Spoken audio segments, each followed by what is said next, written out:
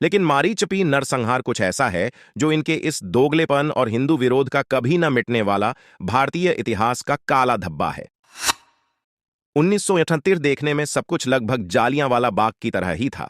सामने 40,000 के आसपास निहत्थे, मजबूर बच्चे, औरत और मर्द थे, और दूसरी तरफ सैकड़ों की संख्या में पुलिस और अर्धसैनिक बल के हथियारबंद जवान। सबसे बड़ा फर्क ये था कि जालियांवाला बाग में पुलिस ब्रिटिश सरकार की थी और यहां पुलिस पश्चिम बंगाल सरकार की थी। मरी झापी की घटना बमुश्किल 40 साल पुरानी है, लेकिन इसका बहुत कम ही ब्यौरा मिलता है। जब शेख मुजीबुर्रहमान के नेतृत्व में बांग्लादेश का मुक्ति संग्राम छिड़ गया, इस दौरान 1 करोड़ से ज्यादा हिंदू दलित भारत आ गए।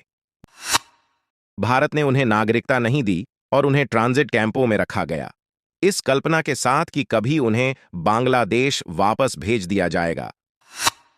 लेकिन जो लोग भारत आ गए, उन्हें बंगाल की खाड़ी में फेंका तो नहीं जा सकता था।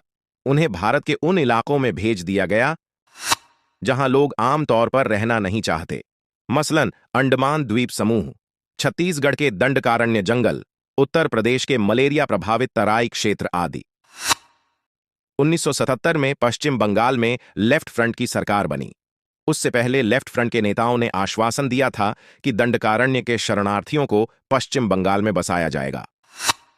वाम मोर्चा की सरकार बनने के बाद दंडकारण्य से शरणार्थी बड़ी संख्या में पश्चिम बंगाल आने लगे। चूंकि सरकार उन्हें बसा नहीं रही थी, इसीलिए उन लोगों ने सुंदरबन के एक सुनसान द्वीप मरी झापी में अपना ठिकाना बनाया। उस दलदली जमीन को खेती लायक बनाया और मछली पालन का काम शुरू किया। लेकिन वाम मोर्चा सरकार के इरादे नेक नहीं थे।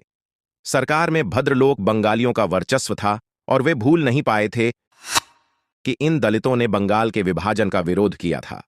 सरकार ने उन्हें हटाने और मरी झापी खाली कराने का आदेश दे दिया।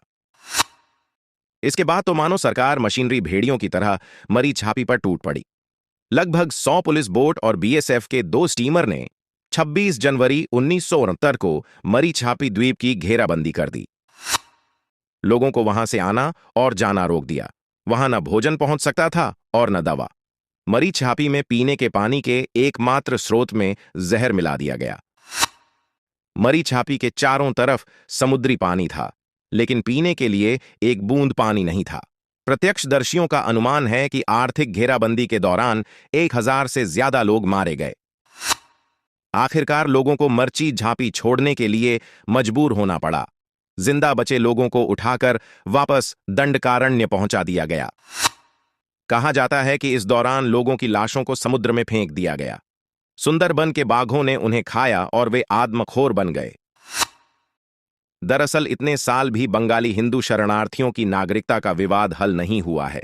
भारतीय उपमहाद्वीप का ये एकमात्र समुदाय है जो कहीं का नागरिक नहीं है, और इन लोगों को रोहिंग्या की पड़ी है। ये उन मुसलमानों के लिए सड़कों पर उतरे हुए हैं जिन्होंने बंटवारे के समय भारत को लात मरकर पाकिस्तान को चुना था। दोगलापन की भी हद होती है।